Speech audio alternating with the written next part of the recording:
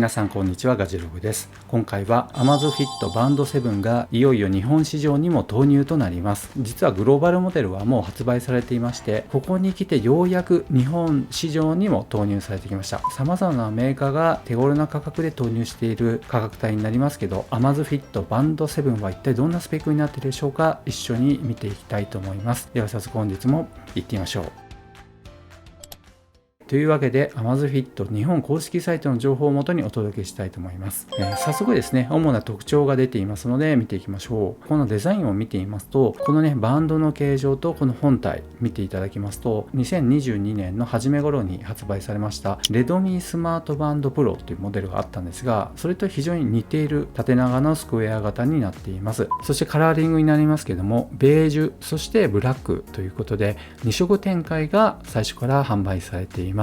そしてバンド自体ですね、シリコンバンド自体にはグリーンや、そしてこのブルー、ピンク、オレンジというふうに4色展開で追加で購入することもできるようですが、国内での発売は未定ということになっていますが、おそらくねアリエクスプレスとか Amazon 等で別で購入することができるかもしれませんね。また今後ですね、サードパーティー製のバンドも出てくるんじゃないかなというふうに予想されます。そしてですね、ディスプレイの情報になっています。データを深く理解するための大きく見やすいディスプレイとあります。 1.47 インチの大型アモレットディスプレイになっていますね。これほぼサイズ感としてはファーウェイバンド7とかね、ファーウェイバンド6とかそういったあたりのディスプレイとほぼ同サイズになっています。解像度は 282ppi になっていて、非常にね細かいディスプレイになってますね。そして薄型の 12.2mm とありますけども、これはそんなに薄いという感じはしませんね。ファイアバンド7の最新モデルになりますと 10mm 切ってきていますので、これは決してね薄いわけではありませんが、このぐらいの薄さであれば許容量かなという感じはします。そして軽量でバンド付きで 28g、 これは本当に軽いなという感じがしますね。そして以前のモデルからディスプレイのサイズが 112% も大きくなったということになっています。以前はAmazfit Band 5に関しましてはこちらのディスプレイ、今回はこのトレンドのねデザインになっていますけど、視認性とかね非常に良くなっていると思われます。そしてウォッチフェイス文字盤になります。このような50種類以上の文字盤が最初から使えるようになっているということですけども、これはそれぞれですね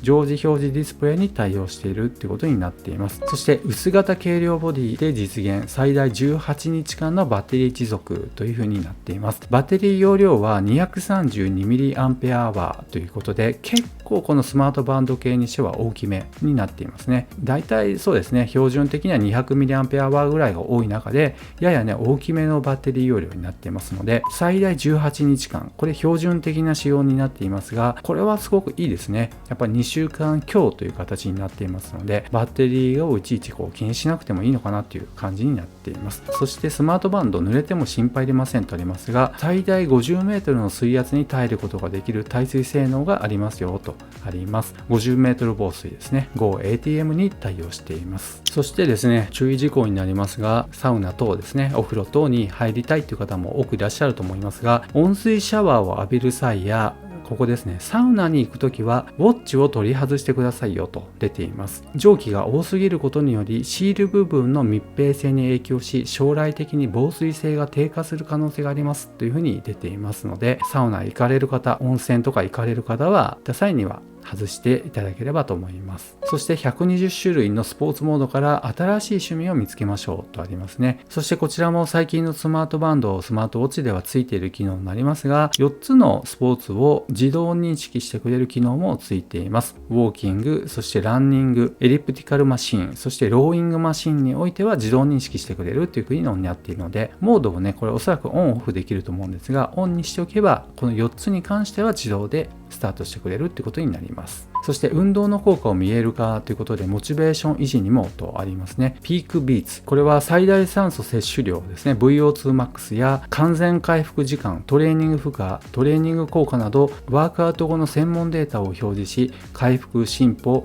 運動能力に影響を与える要因について常に情報を得ることができますよと出ています。そして自分自身との競争とありますね。仮想ペーサーを使って過去のランニングペースと競争できます。ということで、過去の自分のデータと競争することができるというモードもついているようです。これ面白いですね。そしてヘルスケア系の情報になってきますね。操作ではなく健康習慣づくりに時間を使ってくださいとあります。あなたの健康状態は Amazfit Band 7が自動で分析しますと。その自動で分析してくれるものがこちらのモニタリングになりますね。心拍数、血中酸素レベル、SpO2 測定ですね。そしてストレスレベルの測定も自動でやってくれるということになりますね。そしてさらにね、先ほどもお伝えしましたけども、これらの3つをワンタップ最短45秒で同時に測定する機能もついているっていうのも、これはちょっと面白いですね。その都度自分でマニュアルで操作する形になると思いますが、これはね、なかなか面白い機能だなと思います。そしてちょうどね、ここにいい画像があるので解説したいと思いますけども、このバンドですね、シリコンバンドとこの本体、ここに何かこう留め金とかね、クイックリリースピンとかね、そういったスプリング系とか留め具ですね、そういったものは一切ありませんので、これXiaomiスマートバンド7みたいにシリコンバンドと本体を簡単に取り外せるようになっています。これ剥くような感じでね、取り外すことができますので、簡単な装着ができるようになっています。これもすごくいいですね。このXiaomiスマートバンド7と同じメーカーであるファーミが作っているっていうことがあるので、このあたりのね、構造やデザイン性っていうのも共通点があるなというふうに思います。そしてロングバッテリーでずっと安心ということで、日々の警戒を怠りませんよとあります。リマインダーを受け取ることができます。異常に高い心拍や低い時、異常に低い血中酸素の時の通知、異常に高いストレスレベル、またストレス軽減の呼吸エクササイズ、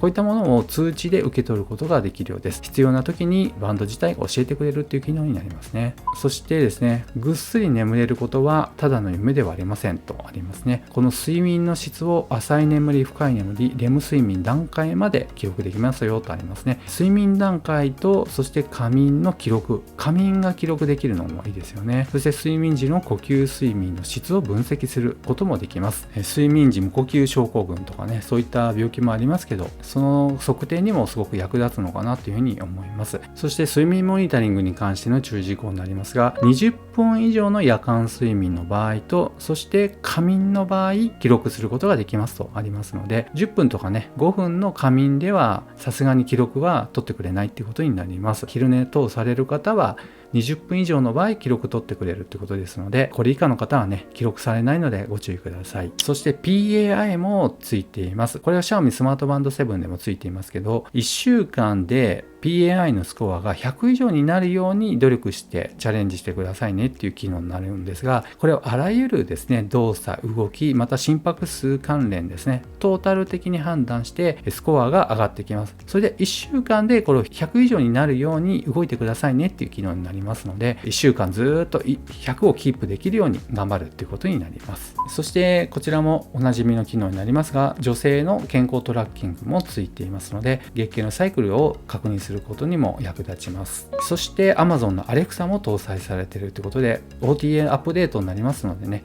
最初から購入時にも使える状態だったらいいんですけどね、これ後日アップデートという形になっています。そして ZEPOS が搭載されています。スムーズな動作の ZEPOS 追加アプリであなたの好みにとありますね。独自の ZEPOS だから実現できる軽量、低消費電力、スムーズな操作性とありますね。豊富なアプリエコシステムには日常生活を向上させる10を超えるミニアプリが含まれていますと。とりあえず10を超えるってことでね、それほど大きな規模ではないなというふうに思うんですが、どうなんでしょうかね。ファーミの独自のアプリが後から必要なものを入れられますよってことなのか、サードパーティー製のアプリなのかはちょっと分かりませんが、そんなに数は多くないという感じはします。そしてその他の機能になりますけども、スマートフォンのカメラのコントロールができるようになりますね。シャッター機能がついています。そしてこちらもね、当然ながらスマートフォンの音楽再生コントロールもついていますし、ほぼ他のスマートバンドと変わらない機能になっています。ではその他にね、まだ触れていない部分のスペックなどについて見ていきたいと思いますが、ボディに関しましてはですね、ポリカーボネートを使っているということになっていますので、非常に軽量な素材ですね。そしてディスプレイにはタッチスクリーンの強化ガラスと指紋付着防止コーティングがされているということで、おそらく Xiaomi スマートバンド7と同じような触り心地になるんじゃないかなと思いますので、非常にね、滑らかでスムーズな触り心地というふうに予想されます。そしてここがね、一つ注目になりますセンサーなんですが、バイオトラッカー 3.0PPG バイオメトリックセンサーが搭載されているということで、これは、Amazfit の上位モデルで搭載されているセンサーと同じものがついているということになります。ここはね、ちょっと残念な点なんですが、GPS は搭載されていませんので、スマートフォンの GPS と連動させることによって、ウォーキングやランニングされる方、屋外サイクリングあたりですね、そういったものをされる方は、スマホと同時に持ち歩くことが可能であれば、そちらの方で記録を取ってくれるってことになります。はい。というわけで今回 Amazfit Band 7をご紹介しました。いよいよグローバル版の発表を経て、日本市場へ9月16日発売ということになっています。価格になりますけど、ここに出ていますね。7980円になっています。これは Amazfit の日本公式オンラインストアになっていますけども、今ですね、こちらのサイトでも1000円オフのクーポン、このクーポンコードを入力することによって、1000円引きで購入することができるようになっています。6980円で購入ができます。Amazon でも同じ1000円クーポンがついていますので、慣れてる方でね、購入すればいいのかなというふうに思いますので、概要欄にリンクを貼ってありますので、ぜひチェックされてみてください。この動画が良かったよという方は高評価、そしてまだの方はぜひチャンネル登録お願いいたします。ではまた次の動画でお会いしましょう。さよなら。